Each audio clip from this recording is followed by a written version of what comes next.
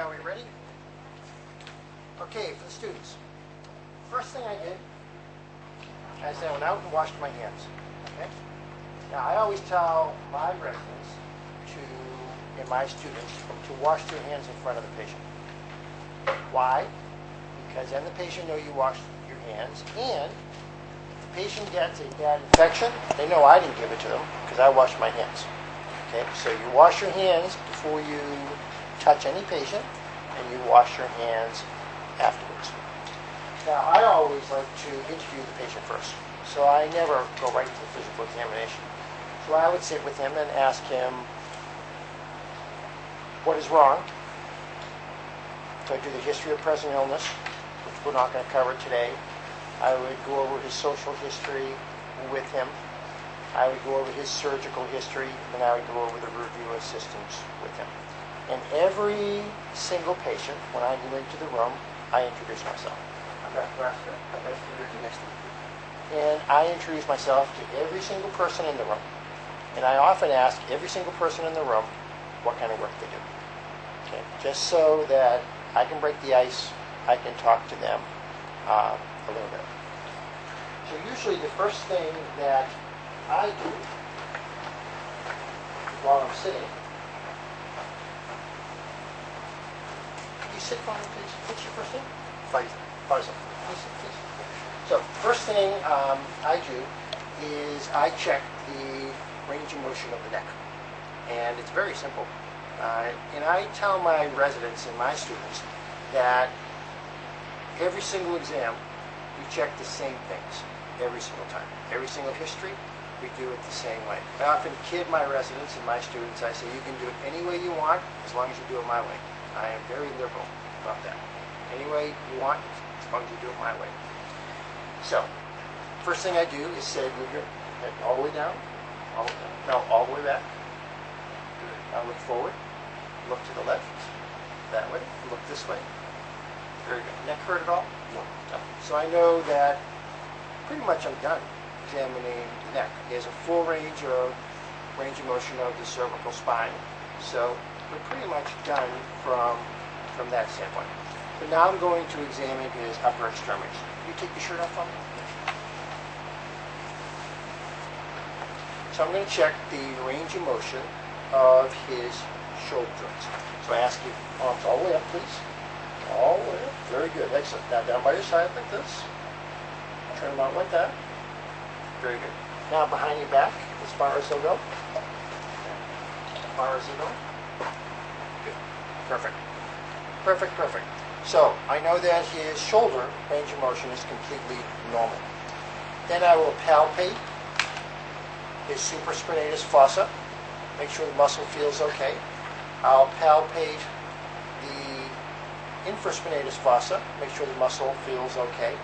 I'll check the lymph nodes in his neck while I do it. Can you lift your arms up all the way again? All the way up. There you go. So I'm watching the scapulas to make sure they move correctly. Now arms down by your side. It's fine. That's perfect. Now, can you put your arms all the way straight for me? Bend them all the way up like this. Very good. And wrists all the way down. Wrists all the way up. Thumb up to the ceiling. Fingers straight. So now I've examined all the joints. And I know that all the joints move perfectly. So in the upper extremity, all of his joints move perfectly. Now I'm going to test his muscles. The first muscle I'm going to test is a deltoid muscle. Arm up straight like this. Hold it up for me. Don't let me push it down. Very good, Faisal. Just relax. Now I'm going to check his biceps muscle and his triceps muscle. Pull towards me. So anterior compartment really strong. Posterior compartment, push hard. Oh, very strong. Pull for me. Push hard. Good. So, flexors are perfect. Extensors are perfect. Now I'm going to check his wrist dorsiflexion and his wrist plantar flexion. Okay, wrist all the way up. Nice and hard. Oh, really good. All the way down. Nice and hard. Good. All the way up. All the way down. Good. Fingers out straight, all the way. Now I'm going to check his extensor function of his fingers. Hold them up straight. Beautiful. Pull them up straight. Beautiful. Now I'm going to ask him to squeeze my fingers. So I'm checking. Squeeze heart. Oh, good, nice. See his heart? So it makes a fist really good. So I just checked his flexor tendons, his extensor tendons, his flexion of his wrist, extension of his wrist. Now, if this was an exam that I was concerned about his flexor digitorum superficialis, his flexor digitorum profundus, I would check his hand to make sure that everything worked perfectly. So, I'm going to check his little finger, flexor digitorum profundus. Can you bend it for me? Nice and strong. Bend it for me. Just check his ring finger, middle finger, nice and strong. Index finger, nice and strong. So I checked his flexor digitorum profundus to the DIP joints of those fingers. Now I'm going to check his flexor digitorum superficialis. So I'm going to check the little finger first. So I extend the other 3 digits and ask him to bend this one. So it bends fine. So I know that the flexor digitorum superficialis to the little finger is intact.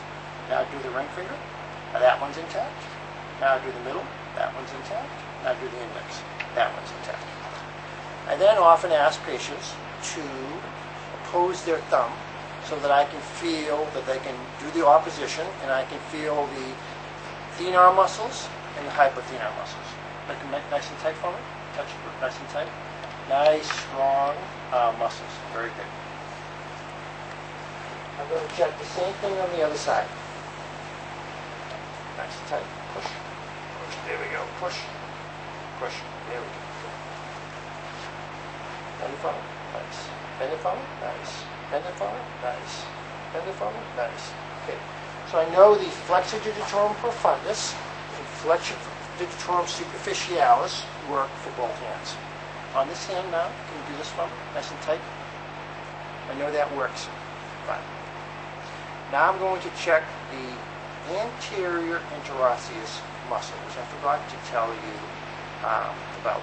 And people, when they can pinch, it's a test of the anterior nerve, anterior median nerve. Make fist one. Anterior interosseous nerve, which is a branch of the median nerve. Nice and strong. Pinch. Nice and strong.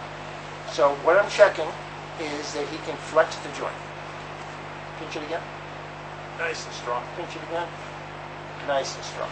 That's called the anterior interosseous nerve. So that what I'm checking is that he can pinch. That he pinches nice and strong. Now to pinch, you have to have the flexor digitorum longus to this finger. And I'm checking his median nerve, his anterior interosseous nerve. So, what did we check? We checked his shoulder, we checked his elbow, we checked his wrist, we checked his hand. So we checked the muscles and range of motion of those. Now I'm going to check his deep tendon reflexes.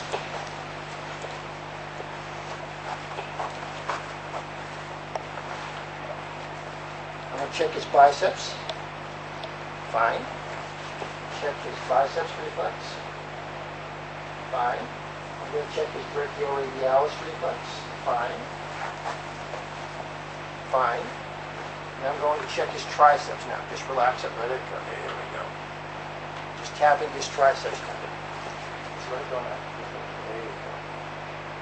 Fine. So biceps, C5. Triceps, C7. Brachioradialis, C6.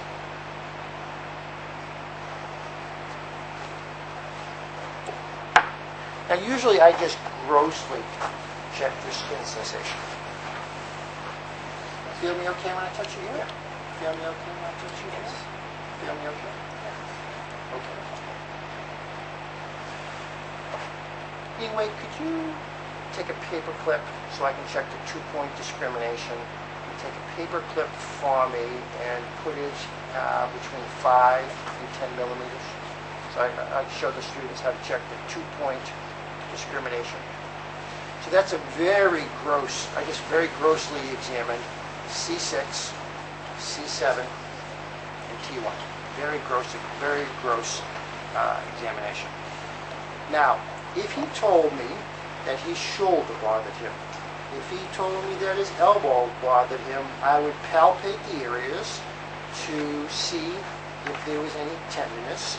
If he told me the shoulder was the area, I would palpate. I would check all the individual ligaments.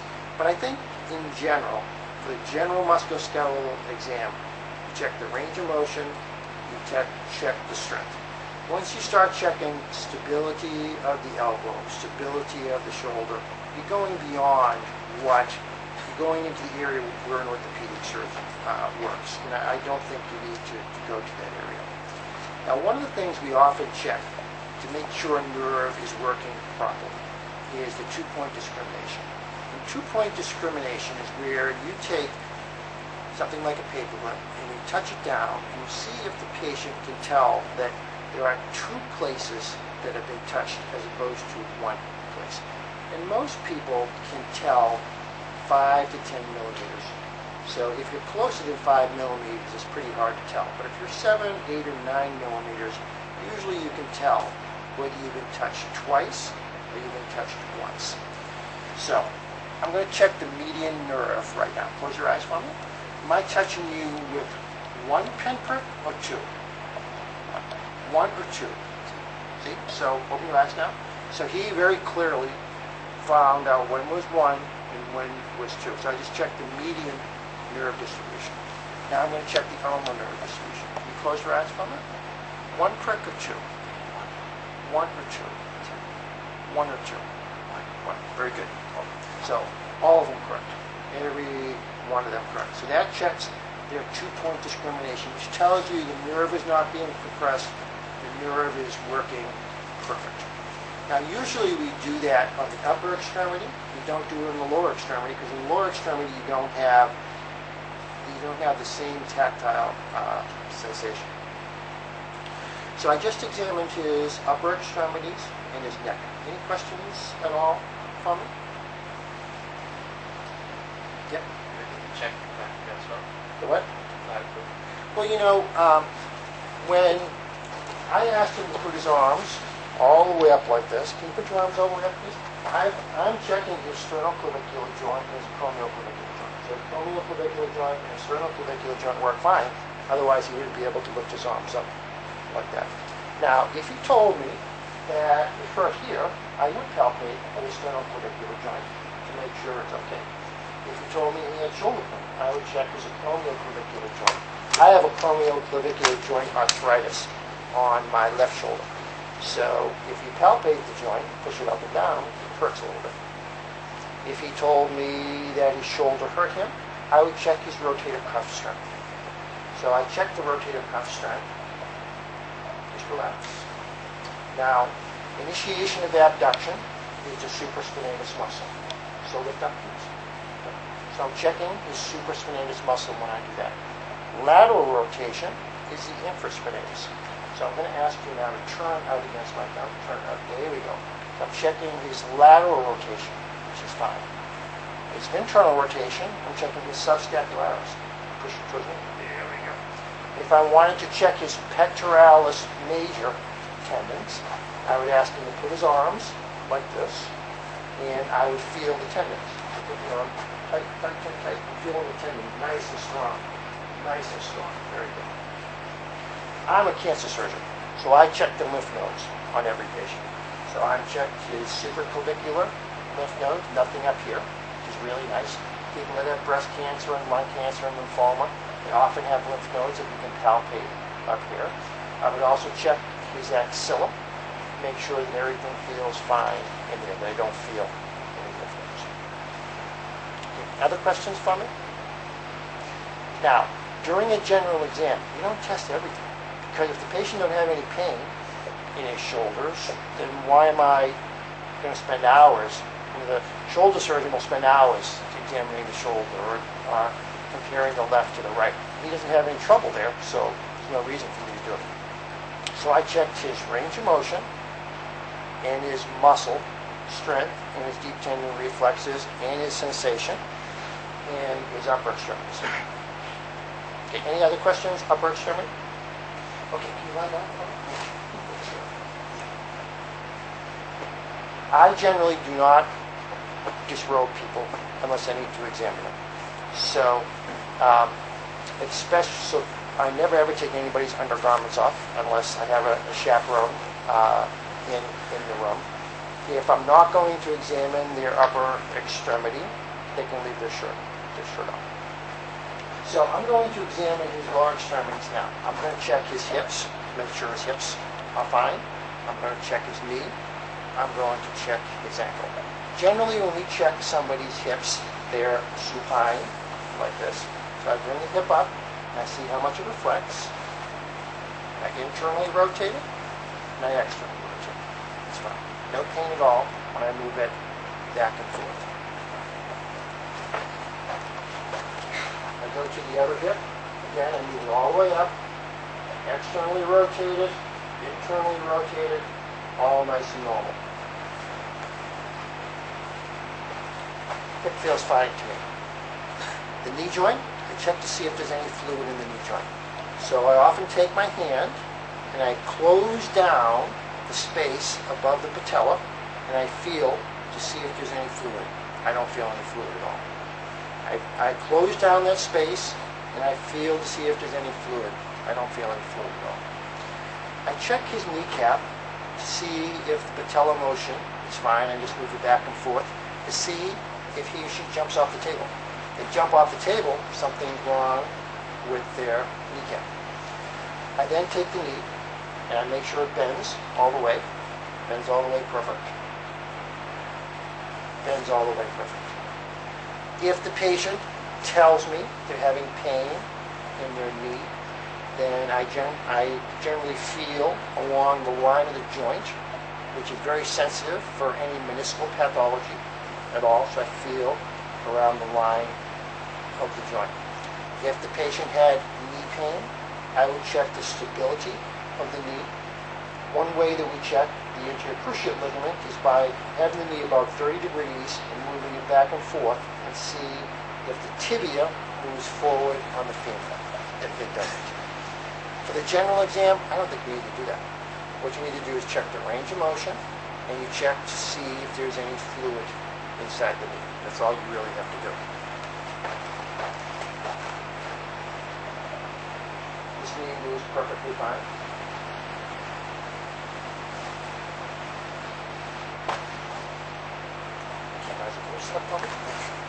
So I just examined his hip and his knee. Now I'm going to examine his ankle. I'm just making sure that he dorsiflexes fine, no pain at all. Generally check the subtalar joint to see if he inverts and exverts. And he inverts fine, and he exverts fine. He everts fine, and he inverts fine. Pull the heel all the way up, forms a nice heel all the way up. Nice. So, ankle joints look fine to me, subtalar joints look fine. Now I'm going to check his muscles. Lift up for me. There we go. So I just checked his hip flexor muscle, his iliopsoas. Lift up again for me. Nice, good. Straighten the knee out. I'm going to check his quadriceps muscle, which is nice and strong. Don't let me bend it. You should not be able to break it. Oh, nice and strong. Good. Nice and straight, please. Good, beautiful. Now I'm going to check his dorsiflexion of his ankle. Pull the ankle up, hold it up, don't let me push it down. Nice and strong. Hold it up. Good. Push down. Push down. Generally, you cannot overpower those muscles. So, lifting up the thigh, holding the knee straight, holding the ankle up, pushing down, you cannot stop his motion. If you can break that motion or stop that motion, generally something is wrong. Turn the ankle all the way in. Good. Now turn it out. I'm checking his eversion. Good. Turn the ankle in, turn the ankle out. There we go. Now, turn it out, turn it in. Checking his inversion, turn it in. Good. Checking his inversion and his eversion. Now I'm going to check his big toe. Hold the big toe up. Hold the big toe up. So nice and strong. So this motor exam, all his muscles are firing perfectly. For deep tendon reflexes, in the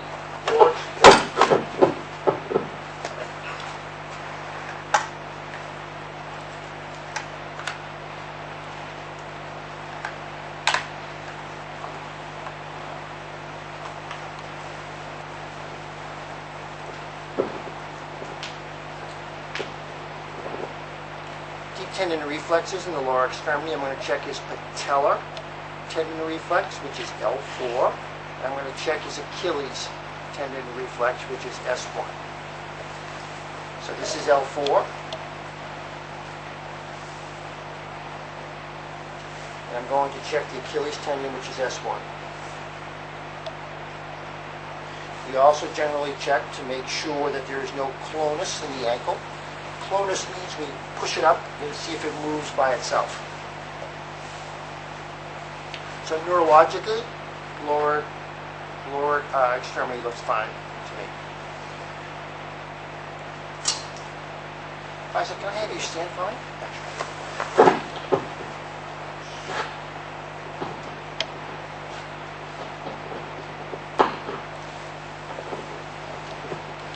Face that way, please. So down, touch your toes, please. So we just make sure that he's flexible. Spine looks nice and straight. Up straight now. Bend to the left. Bend to the right. Very good. Arch the back. No pain at all. So the spine moves fine with no pain. Can I ask you now to walk on your tippy toes? Yeah, all the way up on your tippy toes. Very good. Now on your heels. Good. You can sit back down. So I've really checked everything. I've checked his hip joints, his knee joints, his ankle joints, his motor in the lower extremity, and his deep tendon reflexes. And I teach my residents to check everything. It doesn't take that long. I mean, I can do the whole exam in 5 minutes. Less than 5 minutes, I can do the whole exam. Now, in medicine, you're going to find out that when you make mistakes, it's not an act of commission. That you made the mistake because you thought of something, you tried it, didn't work, and I made a mistake because I made the wrong decision. Almost all the mistakes you'll make are omissions, where you forgot to do something. The way you don't forget to check something is if you check it the same way every single time, then you won't make a mistake. So that's the general physical exam. If I'm worried about knee instability, I check more. If I'm worried about ankle instability, I check more. If I'm worried about shoulder instability, I check more. If he tells me he has symptoms of carpal tunnel syndrome, I check more. But this would be the routine physical examination of the extremities. So if somebody tells me they have a lower extremity problem, I check the upper extremities just like I did. If they tell me they have an upper extremity problem, I check the lower extremities just like they did. But where they have pain, I palpate and I may do more tests. Okay, questions from it?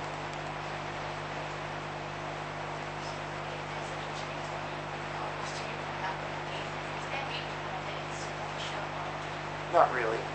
Not really. You know, if it's a ballet dancer, okay? Ballet dancers, they usually have a problem with the flexor pollicis longus when they go up on their tippy toe. So generally, you know, if you test their big toe, you can tell it, and they have a lot of pain, then it's probably flexor pollicis longus. But it's pretty difficult to tell, you know, to isolate where the pathology is. Other questions? Yep. Sometimes we use manometer and examination to measure categories for range of motion. Right. So when do you decide to use it? So you should measure the angles whenever it's not normal. So if you ask him to straighten out his elbows, straighten them all the way, and he straightens them out all the way, and bends them up all the way, he has a full range of motion. I think all you have to say is a full range of motion. When he can touch his chin to his chest, go all the way back, look this way, and look that way, it's a full range of motion. I don't think you have to measure it. Now, if he could only bend his knee 80 degrees, you should measure it. Now, it looks like about 80 degrees, but you should measure it. But if it's a full range of motion, you don't need to measure it. Okay, other questions? And every good orthopedic surgeon has a goniometer. Every good orthopedic surgeon has a tape measure. Every good orthopedic surgeon has a paperclip. And the way I do it is, because I'm attending, I have a little box. in every one of my examining rooms. Has a tape measure in it, a reflex hammer, a goniometer, all those things. I generally, if the patient tells me they have knee pain, if they have knee pain, I was always taught that if there is not a difference in quadriceps strength, no atrophy, used to say in the military, no pathology. So I would measure 3 inches above, hold the leg up straight please, nice and straight. 3 inches above, I would measure the circumference of his quadriceps, about 16 and a quarter. Up straight, there we go, nice.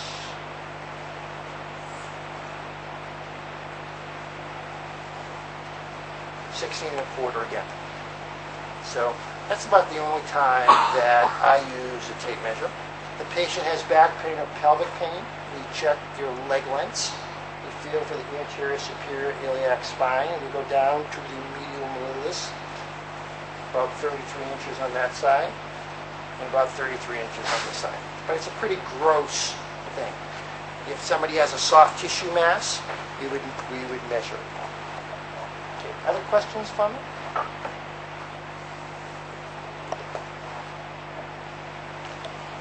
I forgot to check his blood supply, and most orthopedic surgeons, if we're going to operate on somebody, we always check to make sure they have good pulses. Can you sit up for me? Yes.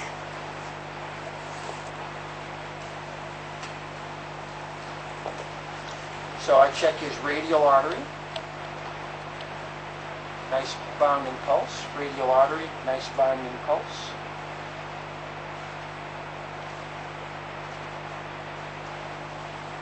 Generally, you cannot feel the ulnar artery. I couldn't feel his ulnar arteries. Feel the dorsalis pedis.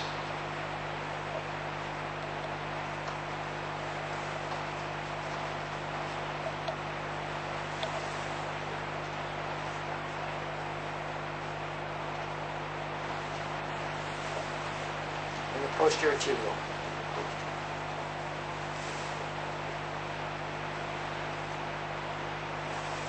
Remember we talked about the Allen test the other day? So if you take his hand and you look at it, it's nice and pink. If you compress the blood vessels on both sides where my thumbs are, you compress the blood vessels and ask him to pump his hand, it'll turn white.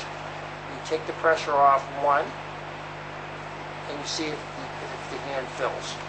So if his hand turned, if I put pressure on it, which I'm not going to, if I put pressure and I ask him to pump and his hand turned completely white, and I lift this one off and the whole hand turns pink, then the ulnar artery is the main supply to the hand. If it was completely white and I take off the radial and the radial turns completely pink, then the radial may be dominant. Sometimes, both of them will fill up the hand fine. The problem comes when if you test before you put a arterial line in, and when you let up on the ulnar, the hand doesn't turn pink, then you know the radial artery is the main blood supply to the hand. And when you put that catheter in there, if the vessel chokes off, the fingers could die. Any other questions at all? Dr. Inway, you have any other questions for me? Anything else you'd like me to demonstrate? Yeah.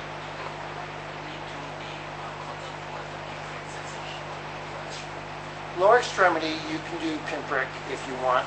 I generally don't because people don't like being picked with a pin. So I will just touch, light touch. You feel me touch you there? Yeah. Saphenous nerve, sural nerve, deep perineal nerve, superficial perineal nerve. So generally I just use light touch.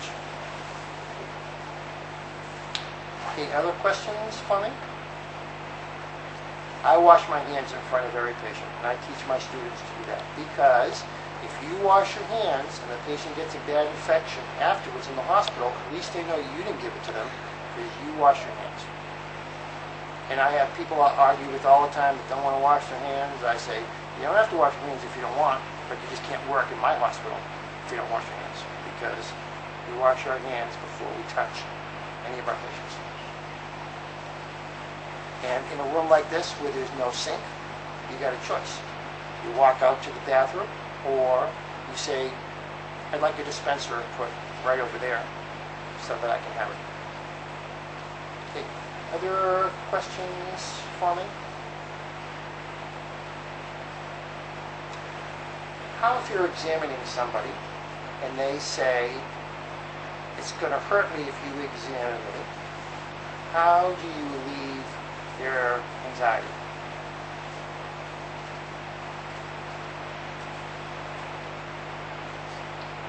One way to relieve somebody's anxiety is you give them the power. So I say to them, if anything I do starts to hurt, you tell me and I'll stop doing it. Simple as that. Now they have the power. They have the power. If I'm going to bend their knee and it's going to hurt, and they don't want to be hurt, and they say, if you do that, it's going to hurt me. And I say to them, if it starts to hurt, you tell me and I'll stop immediately. They now have the power. And once people have power, the patient has the power, generally things are good. They're going to let you do whatever you want to do if they have the power. Now when you go to the dentist, and he or she's got the drill, and they're working on your mouth, they got the power, okay? You can't talk, you can't say anything, and you're just like this the whole time. Because they got the power. They got the hand on the instrument. But in the exam room, you want to give the patient the power. You want to give them the power. And whenever I examine somebody, if I'm examining their private parts, I always have a chaperone. Always. Always. If you tell somebody to take off their undergarments, you should have a chaperone in the room, and you should only have their undergarments off for the crucial time of the exam. Should not have them say, strip naked and go sit in the room. Don't do that. People will not appreciate it. I don't know how many of you have sat in an examining room that's cold, naked. It's no fun at all. Having been in that situation, it's no fun at all. So generally, I tell people not to take their undergarments off. Not to take their undergarments off. So when I examine people, they're usually dressed just like that. Just like this. Cultural competence is really important when you examine somebody. When I examine people from the Middle East, they often don't want to take their clothes off. So I usually will examine them with their clothes on. If I really need to take their clothes off, maybe on the second or third visit, I will ask them if that is okay. But in general, they don't like to take their clothes off. So in some cultures, the family members tell you the history. So you just have to respect the culture and do it that way. What if in that culture the family member gives a history, but I want to ask the patient a specific question? What is the best way to do it?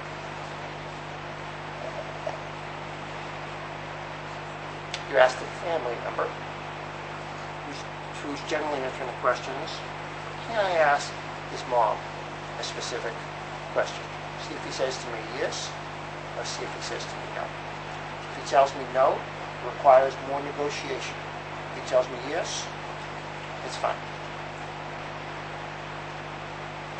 If he says no to me, perhaps I'll talk to him outside of the room, because maybe he just didn't want to give in to me in front of his family. So there's lots of different aspects of making people really comfortable when you examine them and when you talk to them. Okay, any other questions at all? Anyway, any comments or anything? Okay. Yeah. Question. What if you get examined a young child? Young child, yeah. What if you get examined a young child before what they do the same things? So young child's often very, very different. And young child It's a lot of observation. I generally, especially somebody 3 and below, has a lot of separation anxiety, a lot of stranger anxiety, does not want to sit on the table by themselves. Generally, I will have mom or dad hold the child, and I will do a lot of observing. Now, with the child who may start crying, who may start fussing, you've only got a limited time.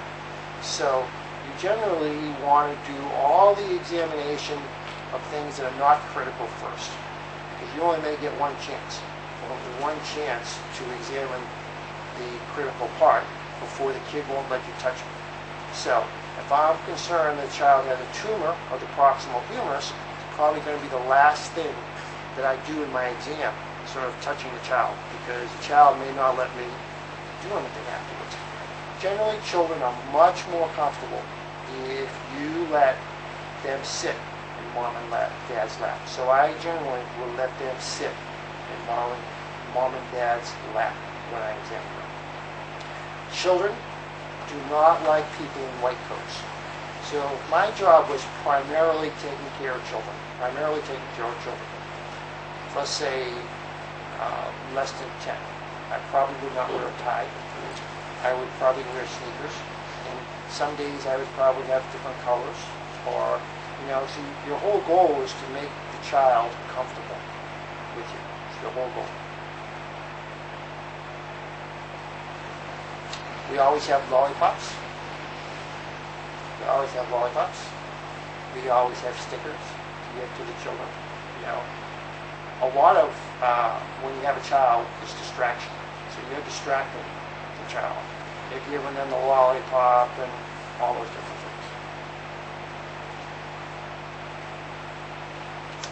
Any other questions? Young baby, you examine them, they're going to scream.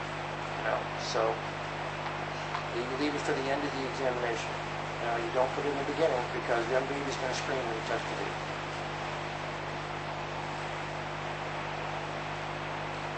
Other questions? Sometimes with young children, I examine mom first.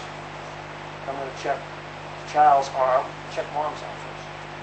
So if the child sees me check the mother, it's okay. Now I'm checking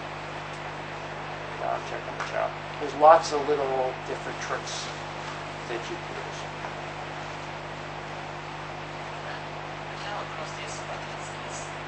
Babinski sign.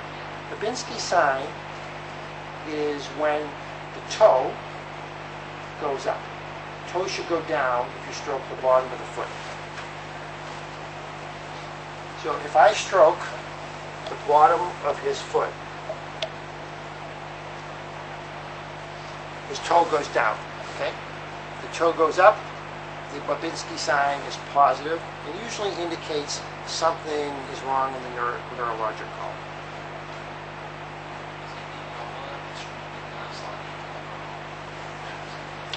It's what we call a Longtrack sign. So it indicates that something is wrong in the tract that goes down the spinal cord. We're getting too far advanced, though, for what we need to learn today. Generally, neurologists do that, spine surgeons, see whether the toe is upgoing and downgoing. Other questions, comments? Thank you very much. You're a perfect patient. Perfect. Thank you. Frassica. Teaching you guys the last 7 days helped me a lot. It's given me a lot of great ideas, and I hope that